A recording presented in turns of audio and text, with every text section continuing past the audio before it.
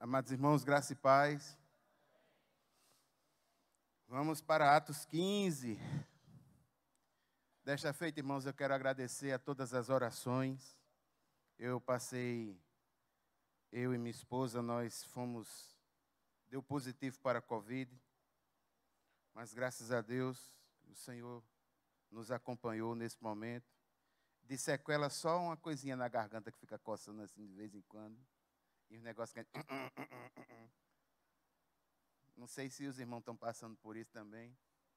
Irmãos, é muito complicado, viu? Porque isso começou numa reunião da liderança, na sexta-feira de noite, eu já estava sentindo minha garganta.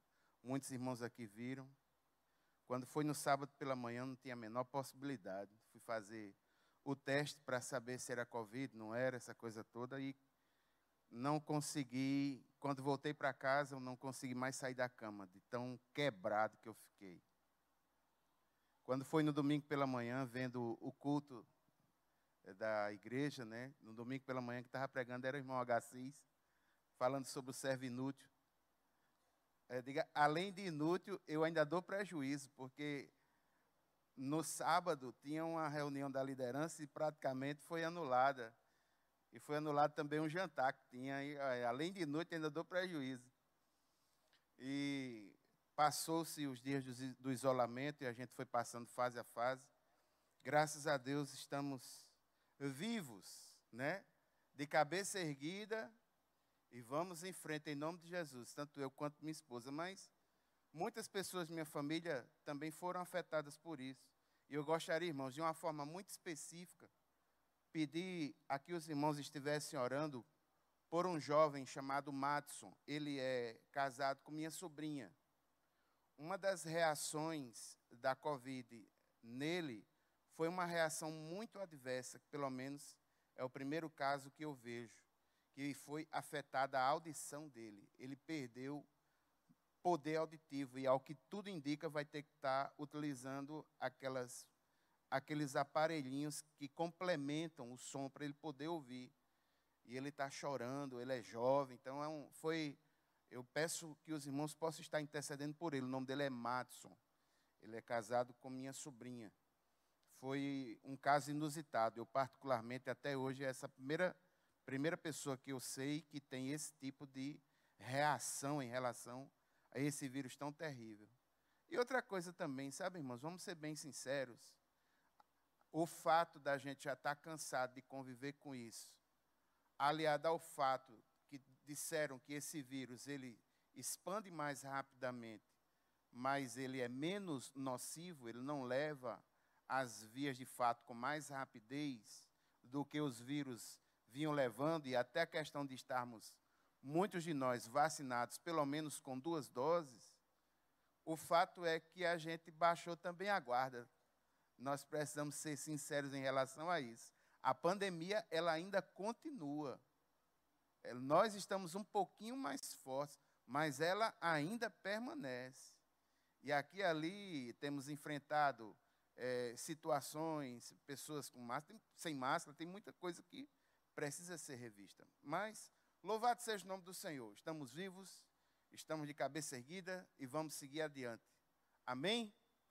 Atos 15, a partir do versículo 22, a terceira parte do concílio de Jerusalém, e o texto diz assim: Então pareceu bem aos apóstolos e aos presbíteros, com toda a igreja, eleger alguns homens dentre eles e enviá-los a Antioquia, juntamente com Paulo e Barnabé.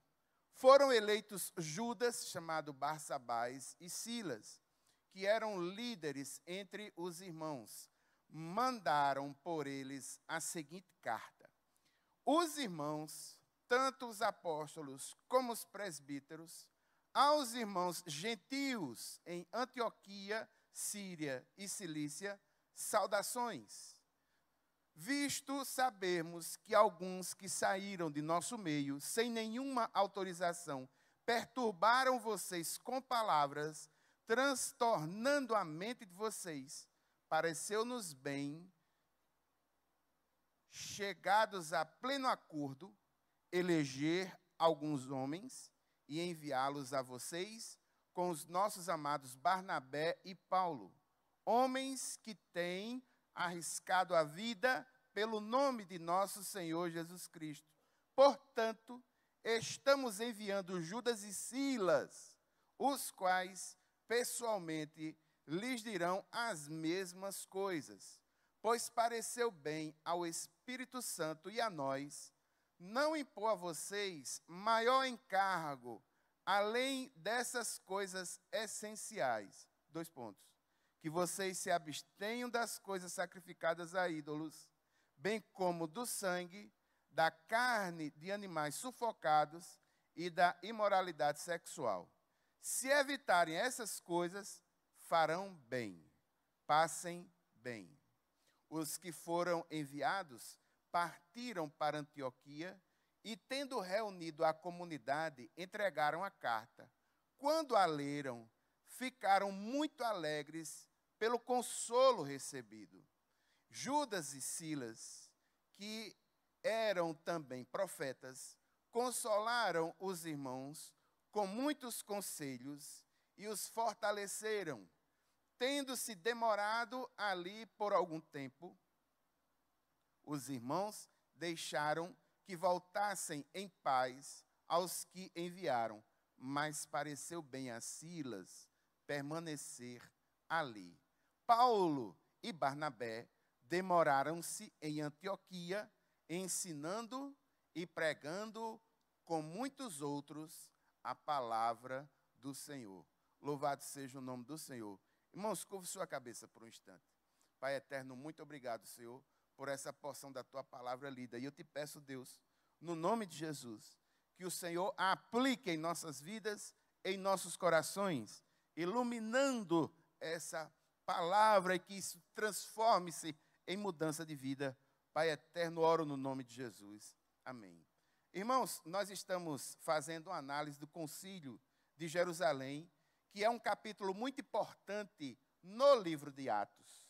E a gente pode entender que esse capítulo foi tão importante porque, em tese, a partir dele, o cristianismo, ele se coloca como algo que não poderia ser mais contido pelo judaísmo.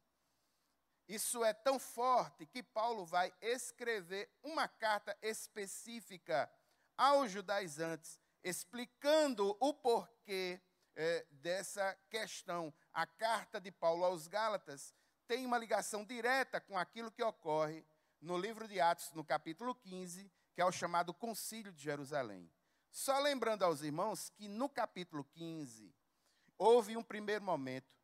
Esse primeiro momento foi a controvérsia dos judaizantes. Uns judaizantes, uns crentes judeus que estavam ainda com pensamento judaico, muito judaizantes, a gente pode dizer assim, eles viajam mais de 700 quilômetros em descida de Jerusalém até Antioquia, para quando chega na igreja de Antioquia, que é uma igreja eminentemente gentílica, ele semeia uma semente de contenda, no sentido de dizer que a salvação dos gentios estava incompleta, se eles não atendessem à circuncisão e não atendessem aos ritos de Moisés, a lei de Moisés. A ideia que esse grupo levou, não autorizado, leva esse grupo para a igreja, essa discussão para a igreja em Antioquia, e a igreja de Antioquia, Paulo e Barnabé começam a discutir com eles, e essa igreja em Antioquia, um novo e importante centro para o cristianismo. A gente vai perceber no livro de Atos que o centro das coisas sai de Jerusalém e vai para Antioquia. Antioquia se transforma num grande centro missionário. Essa igreja decide enviar Paulo e Barnabé a Jerusalém para que falem à igreja primitiva, para que falem aos apóstolos, para que falem aos presbíteros, se procedia aquilo ali, qual era a situação, se de fato a salvação em Cristo era suficiente, se Jesus era suficiente ou se precisava de mais alguma coisa, se era necessário o rito da circuncisão para que eles fossem salvos. A ideia é que eles deveriam, em primeiro lugar, saírem de gentios para serem judeus e depois de judeus para serem cristãos. Muitos talvez pensassem dessa forma, e eles vão até lá para tirar essa dúvida. Chegando lá, num segundo momento, eles são bem recebidos pela igreja em Jerusalém. Paulo e Barnabé estão juntos. O Tiago é quem preside esse concílio. Tiago ouve a Pedro. Tiago ouve o testemunho de Paulo e de Barnabé. Tiago ouve a reclamação dos judaizantes. E Tiago estipula, juntamente com os apóstolos, com os presbíteros, com toda a igreja, aquilo que deveria ser feito pelos crentes gentios lá de Antioquia, Cilícia e toda aquela região, o que eles deveriam fazer. E ali, o discurso de Tiago, ele faz estipulações, 3 estipulações do regramento dietético judaico e uma estipulação moral, nós vamos ver hoje à noite. E depois que essa resolução é feita pela igreja em Jerusalém, é emitida uma carta. O concílio redunda em uma espécie de documento formal, onde nós temos aí mensageiros que vão partir de Jerusalém de volta para Antioquia, ou seja, eles vão viajar novamente, algo em torno de 700 a 739 quilômetros, para acalmar o coração dos irmãos lá em Antioquia. No versículo 22, o texto diz assim: então pareceu bem aos apóstolos e aos presbíteros, com toda a igreja, eleger alguns homens dentre eles e enviá-los a Antioquia, juntamente com quem? Paulo e Barnabé. Foram eleitos Judas, chamado Barsabás, e Silas, que eram líderes entre os irmãos. Primeira observação que eu gostaria de fazer desse versículo é a unidade da igreja. Mesmo diante de uma questão tão forte que foi enfrentada, porque na realidade eles estão lidando com a aculturação de aspectos do evangelho entre outros povos que não são os judeus, mas entre os gentios, que têm uma cultura diferenciada. Então, eles estão lidando com essa dificuldade, mas a igreja está unida. Perceba, envolve os apóstolos, que são os principais dessa obra, aqueles que são pioneiros, envolvem os presbíteros, que são os líderes operacionais dessa igreja, são os líderes que cuidam na prática do andamento dessa igreja, e toda a igreja. Ou seja, existe uma união, a decisão é um consenso, e eles decidem enviar homens que são qualificados e autorizados pela igreja. Eles estão levando um documento que foi composto por essa reunião, e essas pessoas que estão aí e que foram eleitas, Judas e Silas, eles são pessoas autorizadas pela igreja para explicar lá em Antioquia as deliberações do concílio. A tarefa principal desses homens aí é criar a harmonia entre os crentes judeus, os judaizantes, alguns que exigem inclusive a circuncisão, e os cristãos gentios, que demandam ou que vivem da liberdade do evangelho, não atendendo a esses ritos e pormenores da religiosidade judaica. Quais foram as pessoas que foram nomeadas para isso? 2 pessoas. Um Judas, chamado Barsabás. Esse nome, Barsabás, é patronímico, isso é uma espécie de título. Na realidade, o nome dele, ele é Judas, filho de Sabás. A partícula Bar é filho de. Então, Barsabás, filho de Sabás. A ideia de Sabás também pode dar a ideia de filho do sábado ou do Shabat. Seria filho do Shabat ou filho de alguém cujo nome é Sabás. Os estudiosos apontam para essas 2 possibilidades. E a segunda pessoa é uma pessoa que vai ser muito importante na vida de Paulo e de Barnabé, que é Silas, a abreviação de um nome grego chamado Silvano. Ele é um reconhecido líder entre os crentes ele é um pregador. Em 2 Coríntios, Paulo vai falar sobre Silas como pregador. Ele foi alguém que ajudou Pedro a escrever a sua primeira carta. Em 1 Pedro, no capítulo 5, no versículo 12, Pedro diz que recebeu a ajuda de Silas para compor a sua carta. Esse Silas aí vai acompanhar Paulo na segunda viagem missionária, e quando Paulo funda a igreja em Corinto, este Silas estava lá. Então, Judas e Silas, autorizados, com uma mensagem autorizada, são autorizados como uma delegação, juntamente com os irmãos, para ir em Antioquia levar a carta do concílio. A carta tem uma mensagem. Mensagem, versículo 23. Mandaram por eles a seguinte carta: os irmãos, tanto os apóstolos como os presbíteros, aos irmãos gentios em Antioquia, Síria e Cilícia, saudações. Quais são as observações que eu faço desse versículo? Em primeiro lugar, irmãos, os crentes em Jerusalém, cuja igreja é de maioria de judeus, estão tratando os crentes em Antioquia, cuja a maioria é de gentios, estão tratando de irmãos. A carta tem um tom amistoso. Perceba que logo no início ele diz, os irmãos. Então, os irmãos da igreja em Jerusalém, comunicando-se com os irmãos gentios em Antioquia. Irmãos, é significativo isso.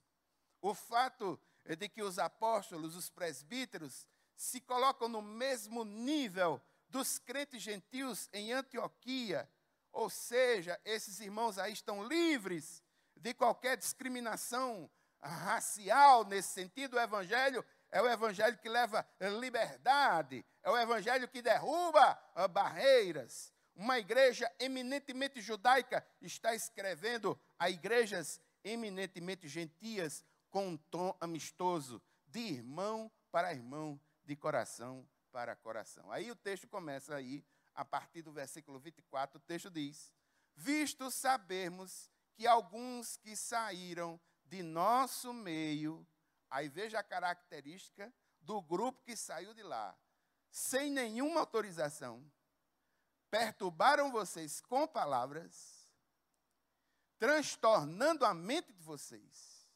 Aí a resolução deles: pareceu-nos bem chegarmos a pleno acordo, eleger alguns homens e enviá-los a vocês com os nossos amados Barnabé e Paulo, homens que têm arriscado a vida pelo nome de nosso Senhor Jesus Cristo. Portanto, estamos enviando Judas e Silas, os quais pessoalmente lhes dirão as mesmas coisas. Eles falam de uma forma indireta sobre os judaizantes. O primeiro grupo que saiu de Jerusalém para Antioquia, eles eram desautorizados, perturbadores, problemáticos, desequilibrados, transtornadores de mentes. Eles são tão inúteis que o nome deles sequer aparece em todo o relato do concílio. São tão desprezíveis nesse sentido, e que Lucas nem sequer os cita, dizendo, foi fulano, foi fulano, foi fulano. Não valia a pena, não valia a pena, não são dignos de nota. Agora ele fala, essa caravana é a caravana da perturbação. Agora vai a caravana santa da libertação, a caravana santa do evangelho. Em primeiro lugar, fruto de um consenso da igreja. Segundo, levam a mensagem autorizada da igreja. Terceiro, não são qualquer um, são homens de testemunho de vida. O texto diz, homens que têm arriscado a vida pelo nome de nosso Senhor Jesus Cristo. Pessoas que têm a vida envolvida completamente na obra de Deus, em testemunho real, Barnabé, Paulo, Judas e Silas. E eles não estão levando palavras de confusão, eles estão levando palavras de confirmação. Um choque entre a caravana dos perturbadores e a caravana dos abençoadores. Aí, a deliberação, versículos 28 e 29. Pois pareceu bem ao Espírito Santo e a nós não impor a vocês maior encargo, além destas coisas essenciais. 4 coisas.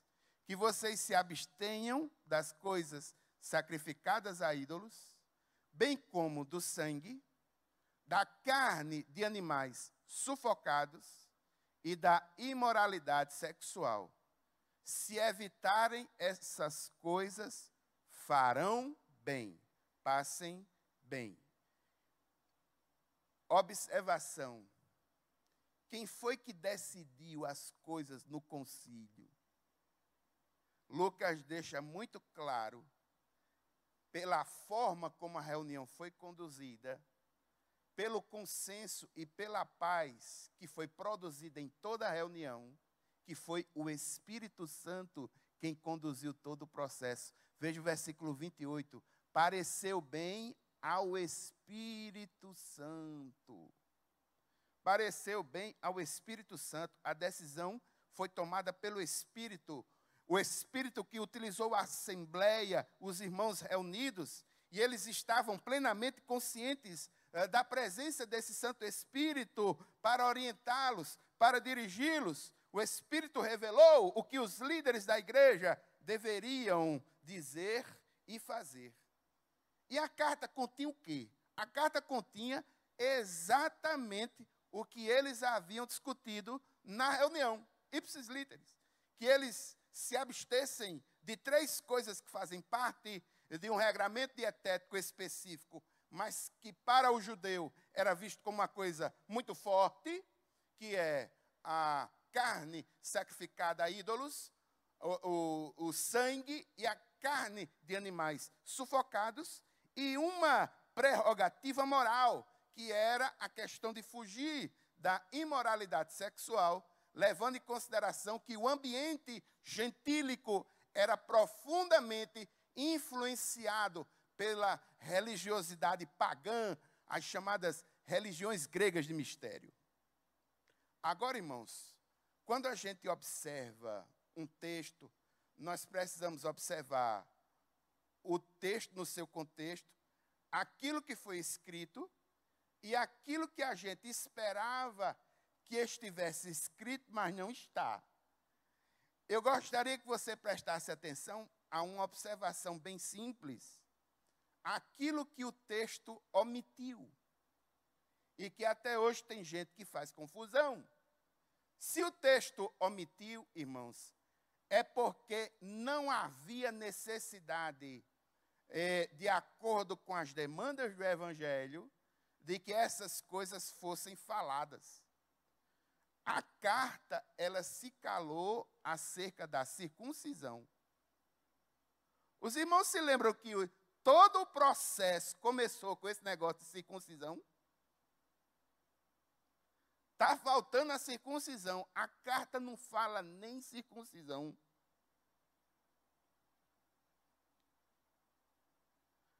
A carta não fala do restante das leis cerimoniais.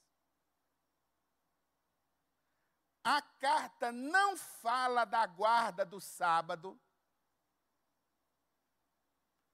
A carta não fala de outras questões civis dos judeus. A carta vai exclusivamente naquilo que para o judeu haveria de ser das coisas mais gritantes.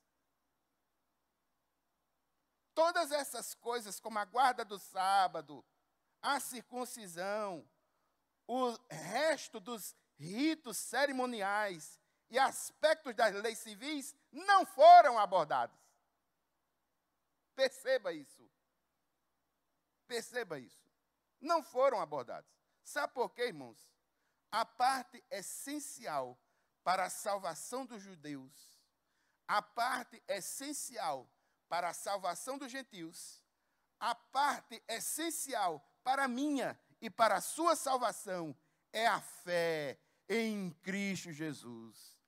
A fé em Jesus para a salvação é mais do que suficiente. Jesus é suficiente. E por último, irmãos, os efeitos que essa carta trouxe, a partir do versículo 30. Primeiro, alegria. Os que foram enviados partiram para Antioquia e, tendo reunido a comunidade, entregaram a carta. Quando a leram, ficaram muito alegres pelo consolo recebido. Diferente da caravana dos transtornadores, a caravana dos libertadores leva uma mensagem que traz conforto e aniquila todas as ansiedades que estavam no coração daquele povo. Esse é o efeito que as boas novas podem provocar nos corações daqueles que buscam a Deus com toda a vontade do seu ser. Meu irmão, quando a gente vê o que é evangelho em sua amplitude, em sua capacidade libertadora nas nossas vidas, na nossa alma, a expressão máxima é alegria, é contentamento. A carta enche esse povo de alegria, de contentamento, são palavras de encorajamento, de fortalecimento. Jesus é suficiente, nós estamos no caminho certo. E os efeitos continuam. Versículo 32 até 34, o texto diz: Judas e Silas, que eram também profetas, consolaram os irmãos com muitos conselhos e os fortaleceram. Tendo-se demorado ali por algum tempo, os irmãos deixaram que voltasse em paz aos que os enviaram. Aí nós temos um versículo parentético, versículo 34. É chamado de parentético, algumas versões podem não trazê-lo. É possível que tenha sido adicionado de copista. Mas a ideia é que, o versículo 34, como parentético lá diz, mas pareceu bem a Silas permanecer ali. Ou seja, Silas ficou em Antioquia, Judas retorna para Jerusalém. Mas o ambiente é diferente. Enquanto a caravana do transtorno cria confusão, gera ansiedade e traz o ambiente de revolução e de revolta, a caravana da libertação leva uma mensagem positiva, leva uma mensagem de ânimo, leva conselhos de fortalecimento. Irmãos, aqui a gente vê a essência da palavra profética. A essência da palavra profética aqui está relacionada ao fortalecimento, ao consolo, além de palavras de arrependimento, que é natural da postura profética. Mas Judas e Silas estão levando palavras de conforto a esse povo. E o clima geral é a paz. Aqui a ambiência é marcada pela paz. Diferente dos judaizantes que deixaram a todos em clima de ansiedade, sem paz, aqui o encontro e a partida são marcadas pela graça de Deus, liberdade do Evangelho, pela paz. Paz, que é o verdadeiro juiz no coração do homem. E aqui uma grande dica: se você tiver, meu amado irmão, uma grande decisão a tomar, coloque a sua decisão diante de Deus em oração. Uma das marcas de uma decisão acertada é a paz que Deus gera no coração quando nós tomamos a decisão que está debaixo da sua vontade. Colossenses capítulo 3, versículo 15, o texto diz: o Deus de paz seja o juiz em teu coração. Se você vai tomar uma decisão, colocando em oração diante do Senhor, das prerrogativas existe uma que, por mais esdrúxula possível, mas traz paz ao teu coração. Se você tem convicção do teu relacionamento com Deus, se você colocou aquilo realmente aos pés do Senhor e descansou, é decisão acertada. O Deus de paz é o juiz no teu coração. Vá em frente, meu irmão. Vá em frente, meu irmão. Silas ficou. Por quê? Porque Silas vai participar com Paulo da segunda viagem missionária. E aqui, para encerrar, irmãos, Paulo e Barnabé agora estão pregando o evangelho. Paulo e Barnabé demoraram-se em Antioquia, ensinando e pregando com muitos outros a palavra do Senhor. Eles estão pregando a palavra. E aqui uma nota excepcional. Antioquia se confirma como um grande centro missionário já nessa época. Um lugar onde a palavra de Deus ela é ensinada, ou seja, ela vai para a sabedoria e prática popular do povo, ela é pregada, ou seja, o nome do Senhor Jesus, que ressuscitou dos mortos, está sendo anunciado em Antioquia para todos os lugares adjacentes. A palavra de Deus é ensinada, é pregada. O concílio partiu de uma resolução de Antioquia. Foi decidido por Jerusalém, é verdade, mas Antioquia é quem está movendo tudo. E a questão toda foi enfrentada e a igreja manteve a sua unidade. Qual é a grande lição espiritual para nós hoje, irmãos? Apenas uma. Nós estamos falando sobre a unidade da igreja. E para que a igreja possa manter a sua unidade, a unidade requer postura. A unidade da igreja requer de cada um de nós uma postura diferenciada quando nós lidamos com a questão da coletividade, da igreja, da comunidade. O que foi que aconteceu em Atos 15? Essa carta que eles estão levando aí respondem às perguntas de Antioquia. Essa carta traz grande alegria aos gentios daquela cidade. Esse documento foi bem escrito. Esse documento foi feito debaixo da unção do Espírito Santo de Deus. Esse documento explicava o que deveria ser feito. Esse documento foi comunicado de forma clara, aberta, oficial e de forma honrosa. E essa atitude provocou alegria e unidade da igreja. A grande lição da postura da igreja primitiva. Irmãos, sempre vamos nos deparar com situações, com problemas. A igreja poderá, inclusive, se deparar com coisas as quais ela terá que tomar no dia a dia algumas decisões. Não são os problemas que surgem que precisam ou que deverão nos trazer medo. Não, não é por aí.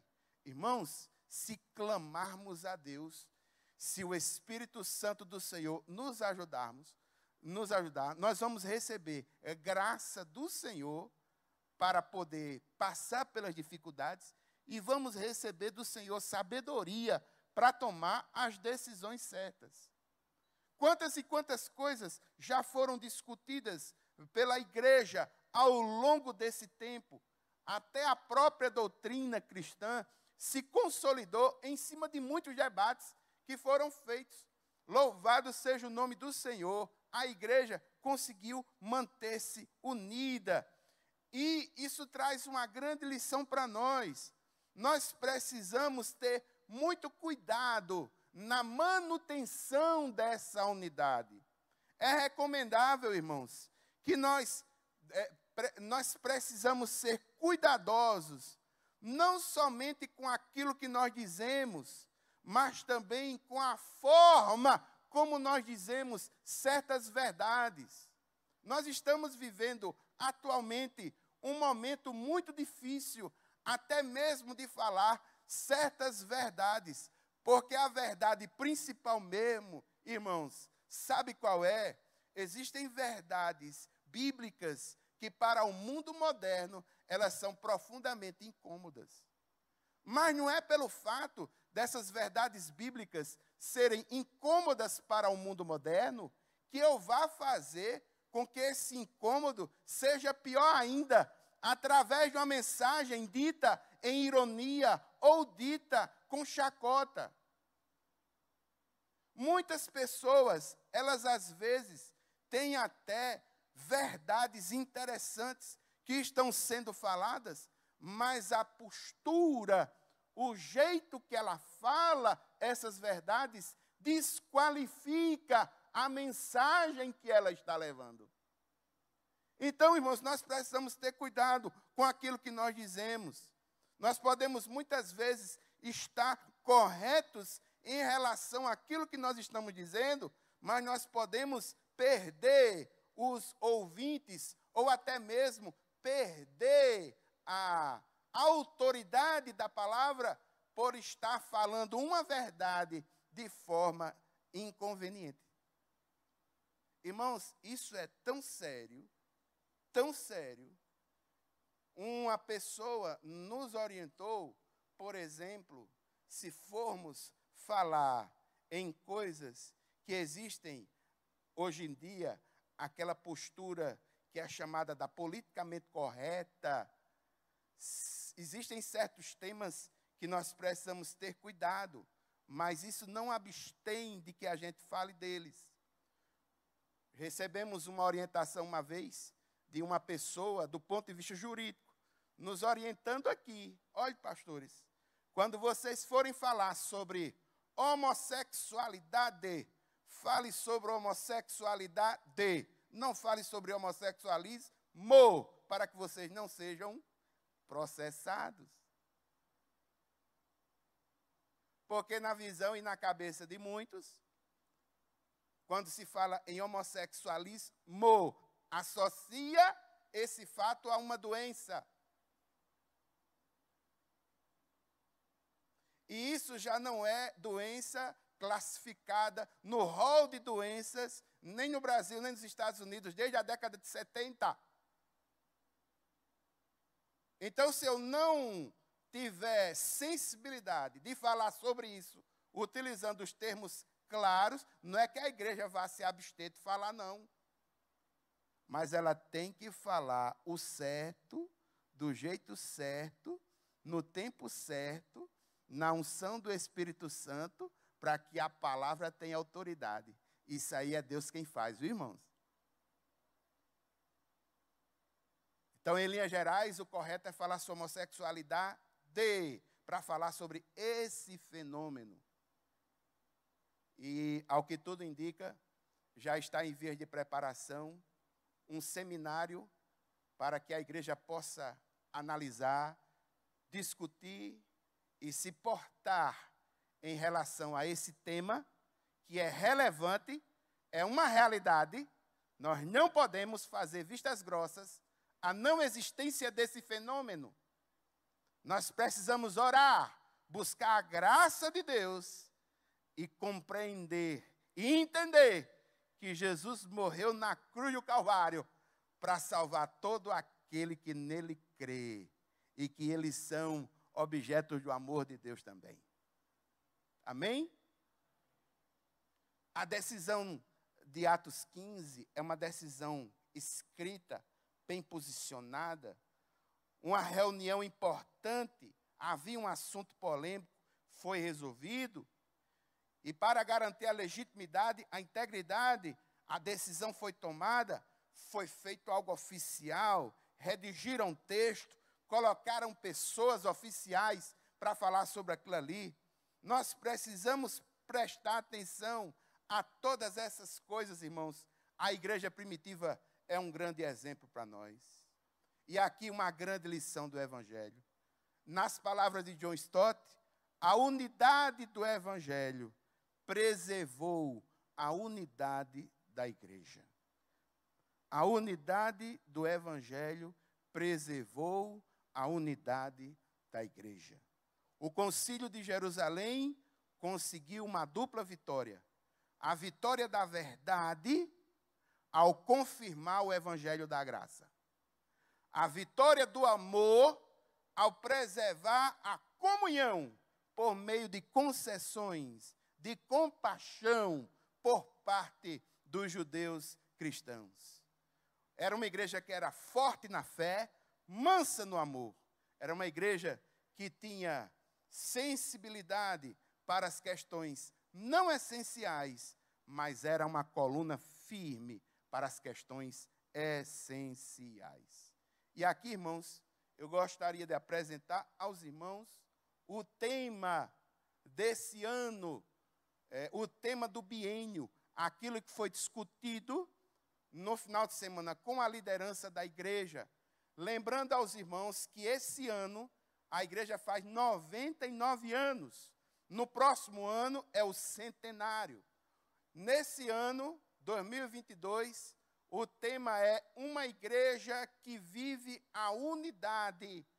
Todas as questões estarão falando acerca da unidade da igreja. A unidade que esse ano para nós haverá de ser algo importante. Nós precisamos orar, porque nós estamos enfrentando o fator da polarização em todas as áreas da sociedade, e a igreja não está fora disso, e essa polarização, inclusive, afetou o relacionamento entre irmãos.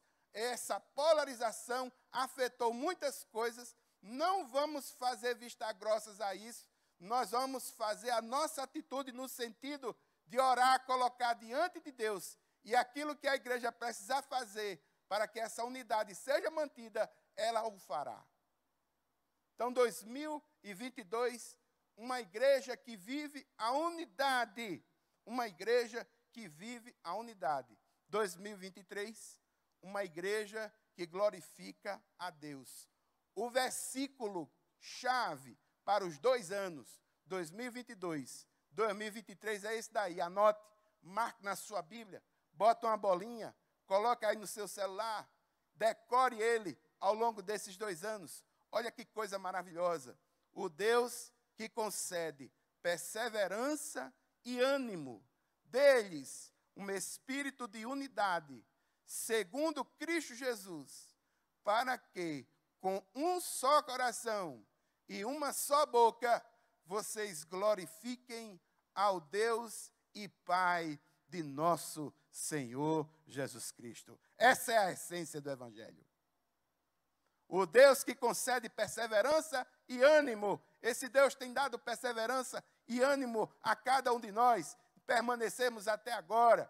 E Ele vai nos dar um espírito de unidade, segundo Cristo Jesus, para que com um só coração e uma só boca, nós vamos glorificar a Deus, o Pai de nosso Senhor Jesus Cristo. Esse é o versículo do nosso biênio, Romanos capítulo 15, os versículos 5 e 6. E agora, irmãos, eu gostaria de dizer aos irmãos o que é que vai acontecer, que particularmente isso é uma espécie de abertura oficial dos nossos temas, né? Nós tivemos no final de semana próximo passado, tanto no culto da manhã, que foi a abertura da Escola Bíblica Dominical, quanto no culto à tarde às 17 horas, o culto de ceia. A ceia, ela tem uma mensagem por ela mesma.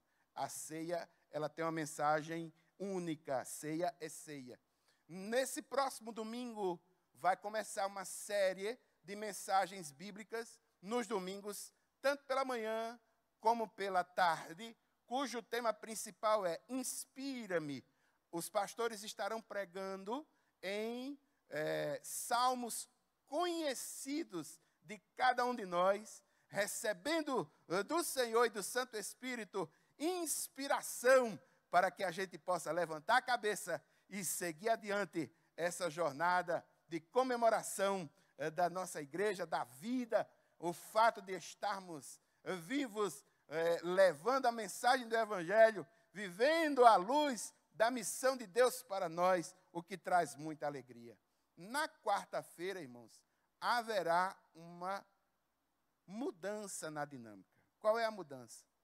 Nas primeiras quartas-feiras, eu vou estar sempre falando em um livro em 1 hora. Esse projeto vai continuar. Não se preocupe. Um livro em 1 hora. Toda primeira quarta-feira, um livro em 1 hora. É porque eu sou um pouco metódico, viu, irmãos? Eu só faço na primeira quarta-feira mesmo, para o meu planejamento não quebrar. Não teve esse agora, porque eu estava doente, mas no próximo mês, um livro em 1 hora. E a gente vai chegar aí nas cartas da prisão. Não se preocupe. Na segunda quarta-feira e na terceira quarta-feira, nós vamos manter o estudo no livro de Atos. Atos, versículo por versículo. E na quarta e às vezes quinta quarta-feira do mês, nós vamos estar trazendo palavras pastorais estratégicas, momentos específicos de oração, tendo em vista o aniversário da igreja, tendo em vista aquilo que a igreja está vivendo no momento. Nós vamos estar falando sobre ética, nós vamos estar falando sobre oração, nós vamos estar falando sobre as questões necessárias para aquele momento, para que a igreja possa se fortalecer no pré-centenário e no centenário. E hoje, irmãos, eu gostaria de chamar os irmãos a que nós pudéssemos orar por isso que eu estou falando, a questão da unidade da igreja. Irmãos, é triste. Os irmãos que estão ligados a muitos grupos de WhatsApp, grupos em redes sociais, esse tipo de coisa, sabe que o que eu estou falando é uma coisa triste e séria. Existem famílias que dentro delas já existem nuances de desentendimentos por causa de questões ideológicas. Olha que clima chato está sendo criado dentro de muitas famílias. Ora, se isso tem acontecido nas famílias, avalie em grupos, em lugares como, por exemplo, de uma amplitude e de uma gama de pensamentos, diversidade de pessoas como é a igreja. Então, aqui e ali, irmãos, a gente vai estar vendo confusões, pessoas que, de uma certa forma, não vão ser sábias em se expressar, vão se expressar de todo jeito. Infelizmente, irmãos, a questão é essa. Vão falar ou vão dizer que estão falando a verdade com sinceridade, na sinceridade. Não, na realidade, muitas vezes, essas sinceridades, elas vão estar envolvidas até mesmo com ódio. Você pode falar uma verdade em amor e você pode falar uma verdade com ódio. E a gente vai, irmãos, conviver nessas questões, nós precisamos refletir sobre isso, porque senão o nosso coração acaba se envolvendo.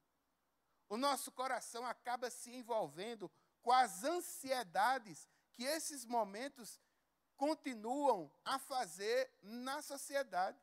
Ansiedade por quê?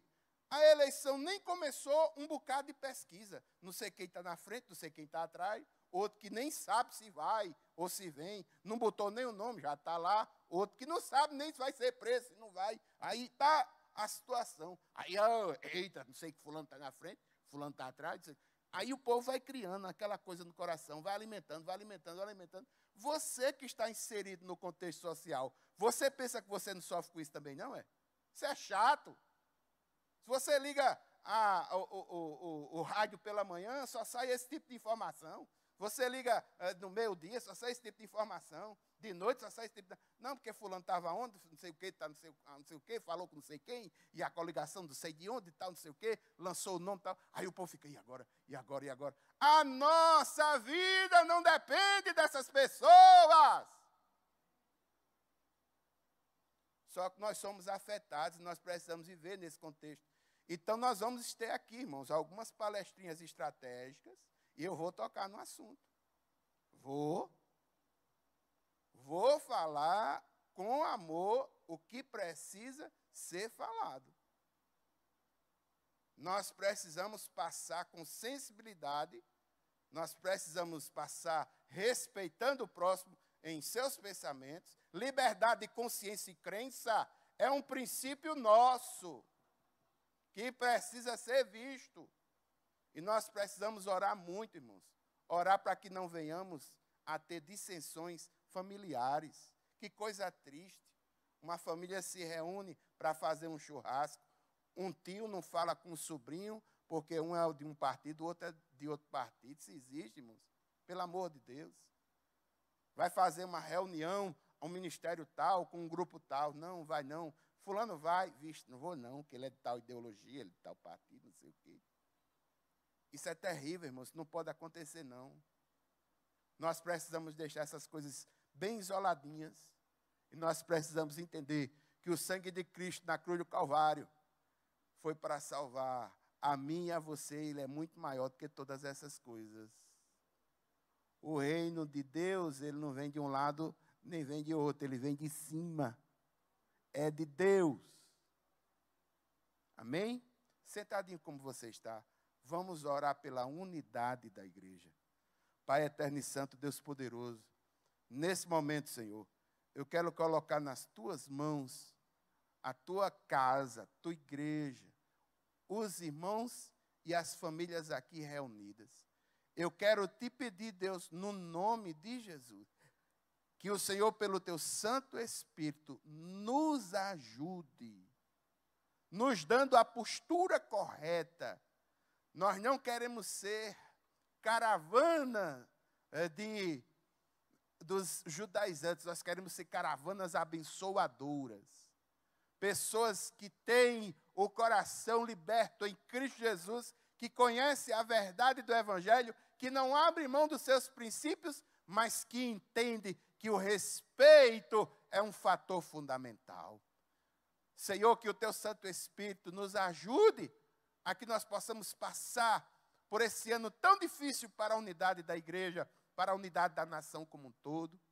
Eu quero te pedir, Deus, no nome de Jesus, que o teu Santo Espírito tenha liberdade de passear em nós e aquilo que precisa ser modificado, Senhor, modifica. Pai eterno, eu quero clamar, Senhor, pelas famílias, para que haja compreensão, para que haja amor, para que o diálogo seja franco. Meu Deus, meu Pai, eu quero clamar, Senhor, pelos ministérios, eu quero clamar, Senhor, pelas igrejas, eu quero clamar, Senhor, pelos líderes, por aqueles que pregam a verdade do Evangelho, que deixem as verdades do Evangelho não serem afetadas pela idolatria das ideologias. Pai eterno e santo, Deus poderoso, quero colocar nas tuas mãos, Senhor, o aniversário dessa igreja, de 99 anos, que é esse ano, os ministérios. Nos ajuda, Senhor, a que nós possamos, de forma unida, preparar esse momento para celebrar, juntamente com o Senhor, essa perseverança que o Senhor tem dado. Pai eterno e santo, Deus poderoso, que nós possamos, meu Deus, meu Pai, cumprir o teu ID e a missão que o Senhor tem determinado para nós. Nós oramos no nome de Jesus. Amém, amém. Poder ficar em pé, queridos. Vamos encerrar com oração.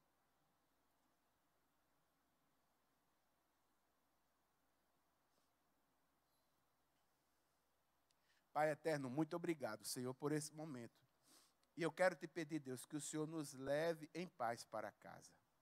Senhor, nos dá uma noite de sono tranquila. E amanhã, Senhor, quando as tuas misericórdias se renovarem sobre nós, que as nossas forças possam estar renovadas também. Pai eterno e santo, Deus poderoso, nos leva em paz para casa, livra de todo mal, livra daquele que se levanta para fazer o mal. Toda seta maligna, meu Deus, meu Pai, caia por terra no nome de Jesus. Senhor, quero clamar, meu Pai, por este final de semana. Clamo, meu Deus, por um final de semana de paz e de livramento na tua presença. Muito obrigado, meu Deus.